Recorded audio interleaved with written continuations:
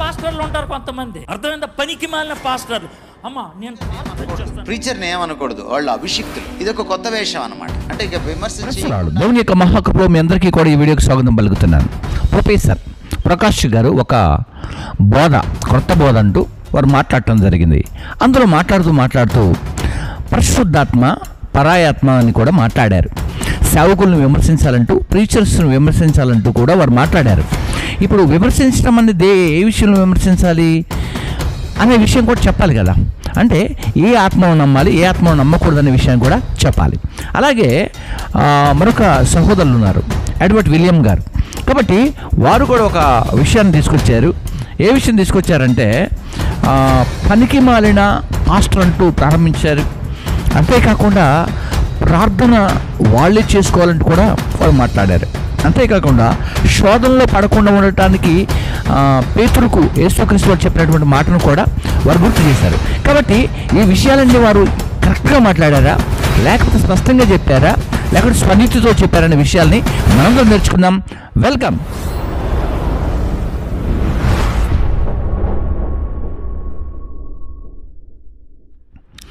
Right, మీ అందరికీ కూడా ఈ వీడియోకి స్వాగతం పలుకుతున్నాను. అందరు బాగున్నారా? ఈ సమయంలో నేను ముందుగా అసలు యాక్చువల్గా ఈ ప్రొఫెసర్ ప్రకాష్ గారు ఏం మాట్లాడారు, ఈ కొత్త బోధ ఏంటి అనే విషయం. అంటే ఇప్పుడు అందరూ కూడా, ప్రపంచంలో ఉన్న ప్రతి ఒక్కరూ కూడా, నాట్ ఓన్లీ ఇండియా, భారతదేశమే కాదు అన్ని దేశాల్లో కూడా ఈ మధ్యకాలంలో సేవకుల్ని విమర్శించడం చాలా సులువైపోయింది. సేవకుల్ని విమర్శించడం చాలా అలవాటైపోయింది. అంతేకాకుండా ప్రార్థన నేర్పిస్తే కూడా ప్రార్థన వాళ్ళు చేసుకుంటారు, ప్రార్థన చేస్తే కూడా వాళ్ళు చేసుకుంటారు, వాక్యం చెబితే కూడా వాళ్ళు నేర్చుకుంటారు. సో ఇవన్నీ కూడా ఏమవుతున్నాయంటే రిటర్న్ అవుతూ ఉన్నాయి. అలాగే ఎడ్వర్డ్ విలియం కూడా చెబుతున్నాడు. అక్కడ ఏం చెబుతున్నాడంటే శోధనలో పడకుండా ఉండటానికి వాళ్ళని ప్రార్థన చేసుకోమని చెప్పాలి, కానీ మీరు ప్రార్థన చేయటం ఏంటి అని మాట్లాడాడు. అంతేకాకుండా మరి సేవకులు ప్రార్థన చేయకపోతే ఎవరు ప్రార్థన చేస్తారు సార్?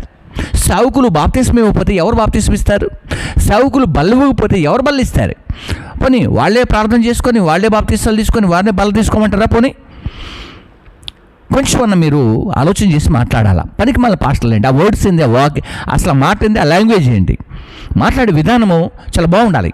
సో ఈ విషయాలన్నీ కూడా మనం క్లుప్తంగా మాట్లాడుకోవడానికి ముందుగా ప్రకాష్ గారు ఏం మాట్లాడారో మీ అందరి కోసం వీడియో వచ్చిందనమాట. ఏమిటంటే అది పాస్టర్ గారిని ఏమనకూడదు, ప్రీచర్ని ఏమనకూడదు, వాళ్ళు అభిషిక్తులు. ఇది ఒక కొత్త వేషం అనమాట. అంటే ఇక విమర్శ చేయకుండా ఆపేయడానికి. యేసుక్రీస్తు వారు ఏమన్నారు తెలుసా? ఒకసారి పరిశీలని, శాస్త్రుల్ని, యాజకుల్ని, పెద్దల్ని చూసి మీరు నన్ను విమర్శించండి, కానీ న్యాయబద్ధంగా విమర్శించండి. నన్ను విమర్శించద్దు అనలేదు ఆయన, ఫెయిర్ క్రిటిసిజం చేయండి అన్నాడు. కానీ వీళ్ళు ఏమంటున్నారు? మేము విమర్శక అతీతులము అంటున్నారు. వాక్యం చేత పట్టబడినటువంటి మనస్సాక్షులతో, మనస్సులతో మనము విమర్శ చేయాలి. Unless your minds are captivated by the power of the word of God, by the content of the truth of the word of God, you will not be in a position to make this critical analysis of the false teachers. ప్రతి ఆత్మను వివేచించండి. ఎందుకంటే ప్రతి ఆత్మ పరిశుద్ధాత్మ కాదు, అది పరాయి ఆత్మ. ఆ పరాయి ఆత్మ ఏదో, పరిశుద్ధాత్మ ఏదో మనం క్రిటిక్ చేయాలి. పౌలు తిమోతిని హెచ్చరించాడు, తీతుని హెచ్చరించాడు, ఇలాంటి వాళ్ళతో జాగ్రత్తగా ఉండు. we are instructed in the holy scripture. ఇప్పుడు ఒక కొత్త ట్రెండ్ వచ్చిందనమాట. ఏమిటంటే చూసారా, ఇక్కడ ఏమంటాడు అంటే పాస్టర్స్ని విమర్శించాలా. ఆ కాలంలో యేసు ప్రభుల వారిని కూడా వారు విమర్శిస్తున్నప్పుడు చక్కగా, అంటే నీట్గా విమర్శించండి, తప్పులు ఉంటే విమర్శించండి అన్నట్టు మాట్లాడారు. ఇప్పుడు తప్పులు ఎత్తి చూపించడానికో, తప్పుల గురించి మాట్లాడుకోవడానికో మనం ఇక్కడ సిద్ధపడట్లా.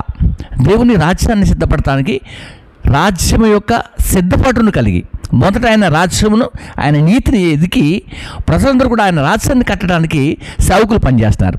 కానీ మీరేమో అక్కడక్కడ చిన్న చిన్న వాక్య పరిచయం చేసుకుంటా సంఘ కాపురుల పైన పడి, సంఘ నాయకుల మీద పడి ఈ బోధలు చేస్తూ అనేకులను విమర్శిస్తున్నారు. మంచిది. ఇప్పుడు మీకు రోమాపత్రికను నేను ఒకసారి గుర్తు చేస్తాను. రోమాపత్రికలో ఒక మంచి మాట ఉంటుంది. తర్వాత మనము ఇక్కడ ఎడ్వర్డ్ విలియం గురించి కూడా మనము మాట్లాడుకోవడానికి ప్రయత్నం చేద్దాం.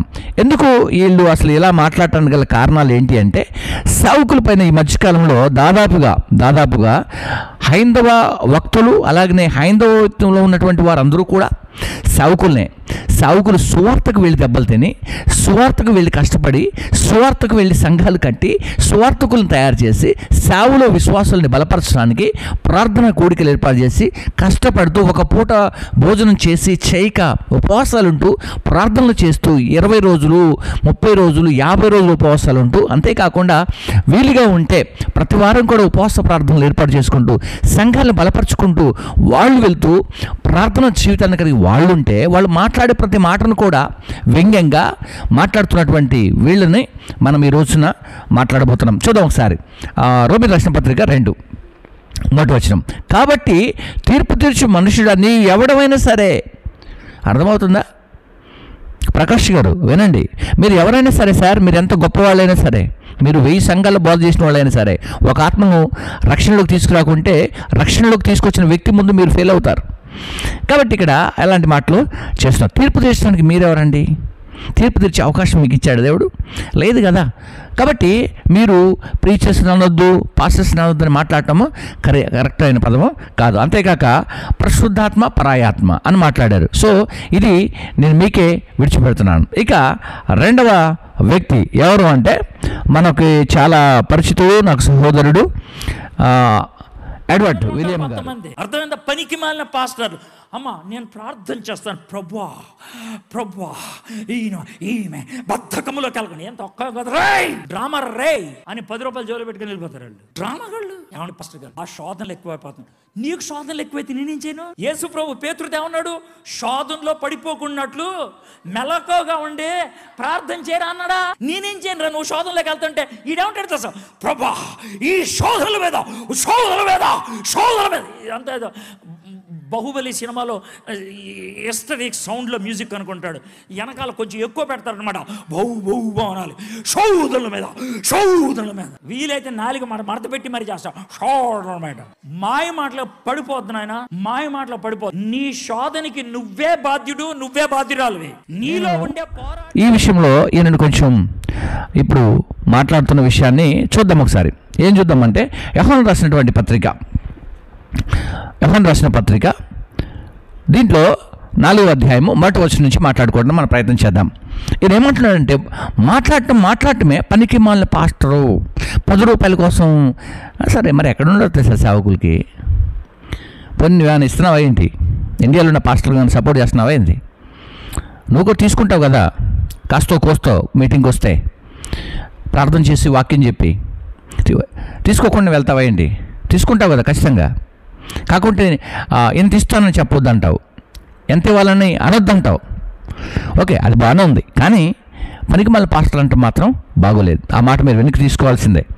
సో శోధనలో పడకుండా ఉండటానికి ఇక్కడ మాట్లాడుకున్నటువంటి మాట చూద్దాం. ఆ మాటను కూడా నేను వివరించడానికి నేను ముందుకు వస్తున్నాను. గమనిద్దాం. ఇప్పుడు యేసుక్రీస్తు వారు శోధనలో పడకుండా ఉండటానికి పేతురుకు చెప్పాడు, ఓకేనా? ప్రార్థన చేసుకోమని చెప్పాడు, ఆయన పడుకున్నాడు. ఓకే, ఇప్పుడు ఆయన ఏమవుతున్నాడంటే యేసుక్రీస్తు వారి యొక్క శిష్యుడు. ఓకే, శిష్యుడికి ఏం నేర్పుతున్నాడు? ఆయన ప్రార్థన నేర్పుతున్నాడు. ఓకే, వారికి కూడా పరలోకమందున్న మా తండ్రి నీ రాజ్యం పరిశుద్ధపరచబడును గాక, నీ రాజ్యం వచ్చును గాక, నీ చిత్తం పరలోకమందు నెరవేరుతున్నట్టు భూమి మీద నెరవేర్చబడును గాక అని వాళ్ళు కూడా ప్రార్థన జీవితాన్ని నేర్పాడు సార్. వాళ్ళు కూడా ఇతరులకు నేర్పారు. అయితే నేర్చుకున్న వారి గురించి ప్రార్థన చేయకూడదా? గమనించండి. ఇప్పుడు యేసుక్రీస్తు వారు ఎవరి కోసం ప్రార్థన చేస్తున్నాడు? శిష్యుల కోసం ప్రార్థన చేయట్లేదా? ఏమండి, లోకంలో ఉన్నవారి కోసం ప్రార్థన చేయట్లేదా? కాబట్టి మీరు మాట్లాడే విధానం అనేది బాగోలేదు. కాబట్టి గమనించండి, ఇక్కడ ఏ ఆత్మని గురించి మాట్లాడుతున్నారు పిల్లరా? అనేకులైనటువంటి అబద్ధ ప్రవక్తలు లోకంలోనికి బయలుదేరి ఉన్నారు కనుక ప్రతి ఆత్మను నమ్మక ఆయా ఆత్మను దేవుని సంబంధమైన ఇది పరీక్షించుకుంటే బాగుంటుంది. కానీ మాట్లాడితే సేవకుల మీద పడకండి, సేవకుల్ని గౌరవించండి, సేవకుల్ని ప్రేమించండి, వీలుగా ఉంటే సేవకులకు సహకరించండి. అంతేకాని సేవకుల మీద ఇలాంటి కామెంట్స్ దయచేసి చేయొద్దు. ప్రార్థన చేసేది సేవకుడే, చేయించేది సేవకుడే, బాప్తిస్మం ఇచ్చేది సేవకుడే, ఆ వ్యక్తిని కాపాడేది సేవకుడే, బల్ల ఇచ్చేది సేవకుడే, ఆ వ్యక్తిని తిరిగి కట్టేది సేవకుడే. సేవకుడు లేకుండా దేవుని పని జరగటం ఈ భూమి మీద అసాధ్యం. ఆ అసాధ్యమైన కార్యాన్ని దేవుని యొక్క సేవకుడు మాత్రమే సుసాధ్యం చేసి నిత్యరాజ్యానికి, ఈ ఆత్మను నడిపించడానికి ప్రతిదినం కష్టపడుతూ ఉపవాసం ఉండి ప్రార్థన చేసి, ఏమండి వారికి ఉన్న పనులు బిజీ షెడ్యూల్ కూడా తీసేసుకొని, ఉద్యోగాలుంటే మానేసుకొని, వ్యవసాయం ఉంటే వదిలేసుకొని, భార్య పిల్లలను కూడా కొన్ని సమయాల్లో ప్రక్కన పెట్టి నశించుచున్న ఆత్మల కొరకు ప్రార్థన చేసే సావుకుడే ఈ క్రైస్తవ సావుకుడు. సో అలాంటి సావుకుల్ని విమర్శిస్తే, అలాంటి సావుకులు పిచ్చి మాటలు మాట్లాడితే ఇంకొకసారి బాగుండదు. విలియం ఎడ్వర్డ్ గారు, దయచేసి ఇలాంటి మాటలు ఎక్కడ మాట్లాడకండి. గౌరవించి మాట్లాడండి, ప్రేమించి మాట్లాడండి. మీకు వీలుగా ఉంటే సేవకులను దగ్గర తీసుకోండి, సపోర్ట్ చేయండి, సహకరించండి. అంతేకాని ఇలాంటి మాటలు మాట్లాడదని కోరుకుంటూ ఈ నా మాటలు ముగిస్తున్నాను. May God bless you. అందరికీ శుభాలు కలుగును గాక. ప్రాముఖ్యంగా ప్రొఫెసర్ ప్రకాష్ గారికి, ఎడ్వర్డ్ విలియం నా సహోదరులకి హృదయపూర్వక శుభాలు. కొంచెం నోటిని నాలుకను అదుపులో పెట్టుకొని మాట్లాడాలని కోరుకుంటూ ఈ మాటలు ముగిస్తాను. God bless you.